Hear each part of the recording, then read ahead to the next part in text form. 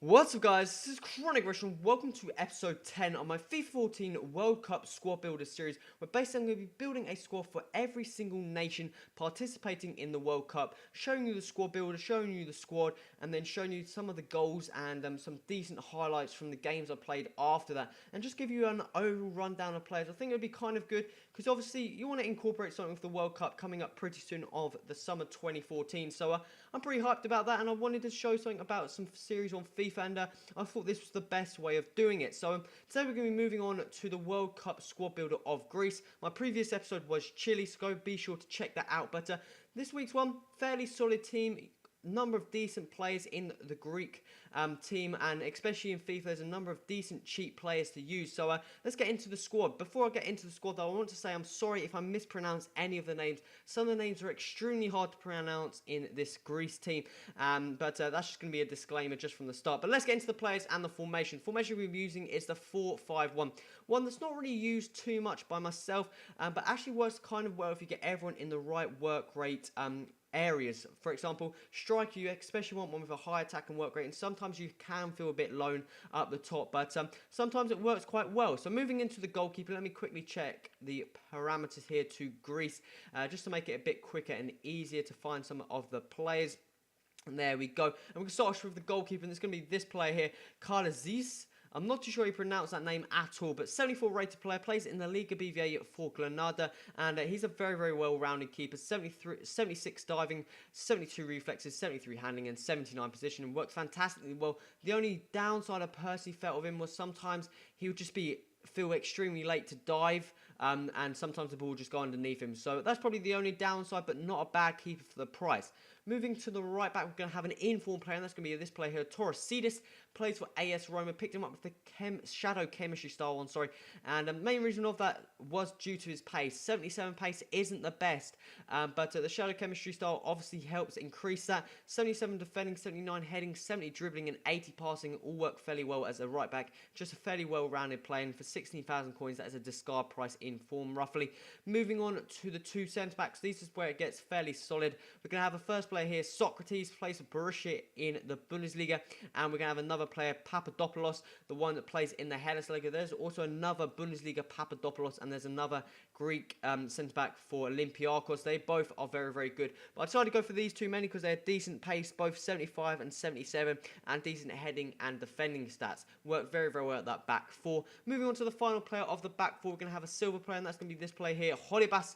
Plays for Olympiacos in the Hellas Liga, and he's got 88 pace, and that's the main reason I went for him. Also, fairly decent stats across the board, all above 60, and for any left back, that's very, very good indeed. High attacking, so he gets up the field and supports, but I also felt he wasn't up there too bad, so his pace helped a lot to keep up with wingers, and just a very, very solid back four. Maybe if the right back had a bit more pace, it'd be a lot more solid. Moving on to the holding centre mid player, I decided to go for a kind of strange person. That's going to be this player here, Karagunis. Plays in the BPL for Fulham, 70 rated, so not the highest. There's various other higher rated centre mids, but I decided to go for him mainly because he just had well-rounded stats. His pace wasn't the best, and he didn't have the highest defending or heading stats, so that's probably thought, why did I go for this guy? But I just decided to go for him. 72 dribbling, 72 shooting, 70 passing, worked quite well. He did, however, have a high attack and work rate, but sometimes I just didn't feel he'd get up the field, which worked very well in that holding mid-roll and worked fairly well. Sometimes he did get caught out because his pace wasn't enough to keep up with some of the centre mids, so maybe if he had a more defensively orientated centre mid, it would work quite well. Moving out to the right-hand side, we're going to have this player here, Fetfat Cedars, plays in the Serie A for Genoa, or Genoa, whatever you want to call it, and or Genoa, I'm not even too sure how they pronounce it, but obviously he used to have 5-star skill moves in the previous FIFAs, and hence the reason he had a large price tag. Also used to be a striker, however now has been converted to a right mid and has downgraded to 4-star skill moves, so not the best, but 80 pace, 81 dribbling, that probably is only stats. If you are looking to increase the right hand side, obviously there's an informed player which I'll talk about a bit later, but did the job out on that right hand side. Moving on to the left-hand side, we've got a Celtic player under the name of Samaras.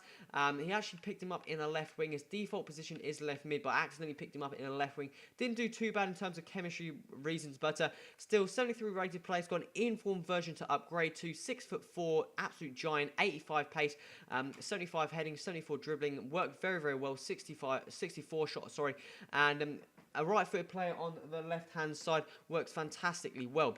Moving on to the two centre attacker mids. The first player I'm going to have here is a gold non-rare player, and that's going to be Kone. Discard price, and he's just got very, very good stats across the board and works fantastically well in that spot. Moving on to the other cam, we've got a fellow teammate under the name of Christian Dopolopoulos, the largest name in the whole of FIFA, 74 rated player, so he is probably a very, very similar player to Kone, a bit more attacking, which works very well in this type of formation. 77 pace, 73 dribbling, 74 shooting, 74 passing, 4-star skill moves, 4-star weak foot, very, very good stats across the board and works very, very well in that cam spot.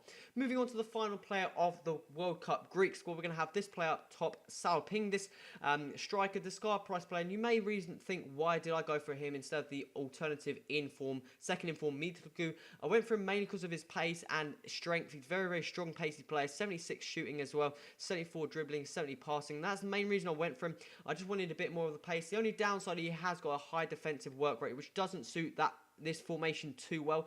So guys, this is coming towards the end of the squad builder part of the video. You obviously got various opportunities to upgrade the squad. You got the inform right back there. You've got the inform Samaras out on the left hand side. Inform Salpingdis is a right wing, so you could go and upgrade the right wing. And you obviously got the informs Mitoglu's up front, and maybe strengthen the centre mid possibly. But guys, that is the squad builder part of this episode. Be sure to stay tuned to the goals, which is coming up straight in a bit. So I'll speak to you in a bit. Okay guys, so let's move in to the goals and review of the players type bit of this video.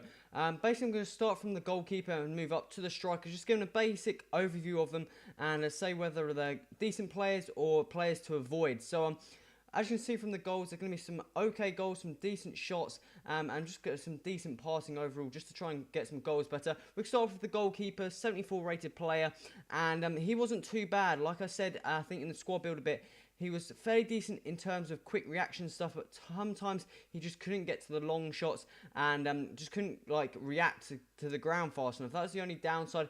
The defence, they were actually quite a strong bit. Normally when I do these national teams, they're normally quite weak. I normally don't have enough players to fill the spots, or they're normally some slow players. But the two centre-backs had decent pace, very, very solid at heading, and not much went through them. Holebas out on the left, very, very pacey. It worked exceptionally well in keeping up with some players. The only kind of downside I would say would be Torresidis, the right back, just because of his pace wasn't the best. If he was a lot more pacey, about 85 pace, the defence would be absolutely solid. Sometimes he did let some speedy wingers go on through. Moving on to the midfield, playing, I believe, 5 in the middle, should we say. The right mid, Fetfasidis, okay for the stats and stuff. I didn't feel like he got involved enough in the game. That's probably the only downside. I think there is an option out there, but Fetfasidis didn't do too much for me. Moving out to the left-hand side, Sarampas, he was okay. Fairly solid player. Decent shooting, headed the ball as well, decent skills as well. So he scored a couple of goals for me and fairly solid player. Centre mid, Karagunis, fairly surprising player to put in that centre mid spot because he didn't have the best defending, but made a couple of opportunities, did okay there. Moving on to the two cams, they worked very, very well together. Two very decent, well-rounded players, high 70 stats in most of the key areas, and worked fantastically well. And then you obviously got the final player of the team, the striker, Salpingdis. He was a very, very good striker. When one-on-ones, majority of them he scored, hitting them top net. Decent pace, decent strength, and decent skills. Worked fantastically well up there, and worked overall very, very well. Overall, the squad wasn't too bad at all. From the cost it cost me, it wasn't a bad squad. I definitely recommend playing with it. Maybe up front I was a bit on my own with Salpingdis. There wasn't too many attackers. But that's just how I felt. It worked fairly very well. Probably give it around 7, high 7, 8 out of 10. Fairly solid squad. You've also got upgradable compatibility in that squad in terms of the strikers, and you've also got a number of different informed cards you could use. But guys, that is my World Cup Greek squad. If you've got any comments, put that in the comment section. Remember to hit that like button, and remember to subscribe. Stay tuned to this series and the next episode coming up. Guys, this has been Crush. Till next time, adios.